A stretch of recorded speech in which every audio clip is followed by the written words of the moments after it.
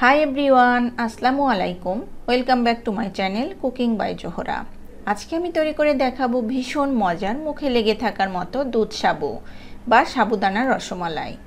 সাবুদানাটা আমরা অনেকভাবে খেয়ে থাকি, তবে এভাবে একবার বানিয়ে দেখুন, একদমই ভিন্ন স্বাদের হবে। বানানো একদমই সহজ আর খেতে তো ভীষণ মজার। আশা করছি রেসিপিটি আপনাদের কাছে অনেক বেশি ভালো লাগবে। তাহলে আর কথা না বাড়িয়ে চলে যাই মূল রেসিপিতে। এই সাবুদানার রসমালাইটা বানানোর জন্য প্রথমে লাগবে হাফ কাপ সাবু। আমি এখানে অল্প করে বানিয়ে দেখাচ্ছি, আপনারা বেশি পরিমাণে বানাতে পারেন। এখানে ছোট দানার সাবুটা নেবেন, তাহলে অনেক ভালো হবে। এরপর এই সাবুদানাটাকে পরিষ্কার পানি দিয়ে ধুয়ে নিব। দেখুন, এভাবে করে ডলে ডলে একটু ধুয়ে নিতে হবে। এরপর পানি ঝরিয়ে নিতে হবে। তারপর ঢাকনা দিয়ে 30 মিনিটের জন্য রেস্টে রেখে দিব।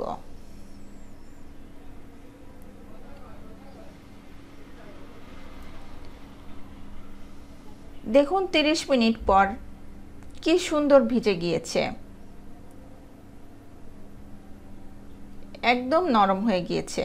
এরপর এর মধ্যে অ্যাড করব 2 চা চামচ গুঁড়া দুধ,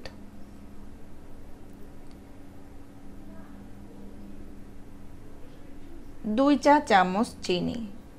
চিনিটা আপনারা ব্লেন্ডারে গুঁড়ো করে নিতে পারেন। সামান্য একটু লবণ। এরপর হাত দিয়ে সব কিছু একসঙ্গে মেখে নেব।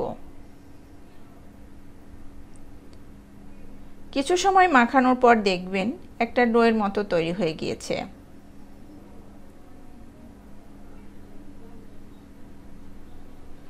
এরপর হাতটা একটু ধুয়ে নিব।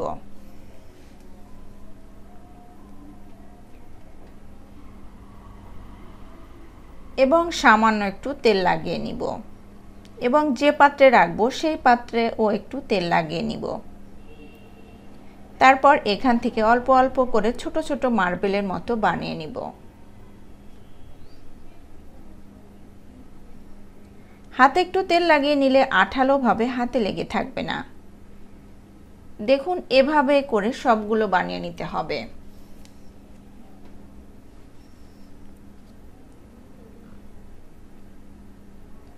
খুব আলতোভাবে এভাবে বানিয়ে নিতে হবে। প্রত্যেকবার যদি তেল লাগিয়ে নেওয়া হয় তাহলে খুবই ভালো হবে।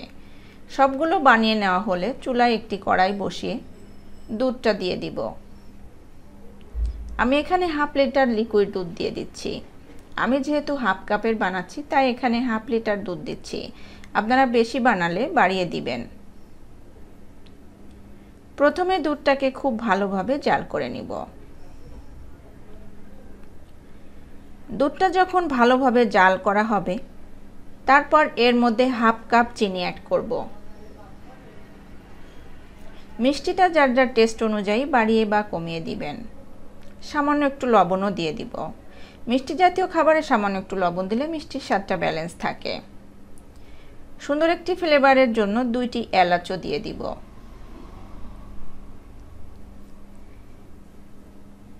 এরপর দুধটা যখন ভালোভাবে ফুটতে শুরু করবে,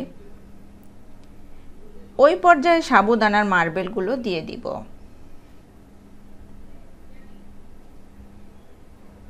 এভাবে করে একটা একটা করে দিয়ে দিতে হবে এবং নাড়িয়ে দিব, যেন কড়াইয়ের তলানিতে লেগে না যায়।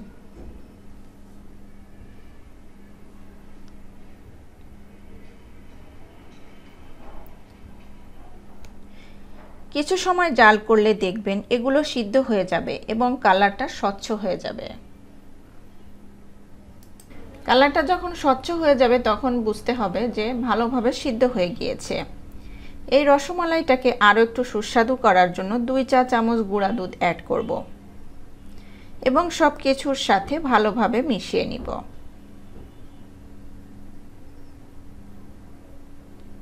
আরও কিছু সময় জাল করে দুধটাকে আরও একটু ঘন করে নিব।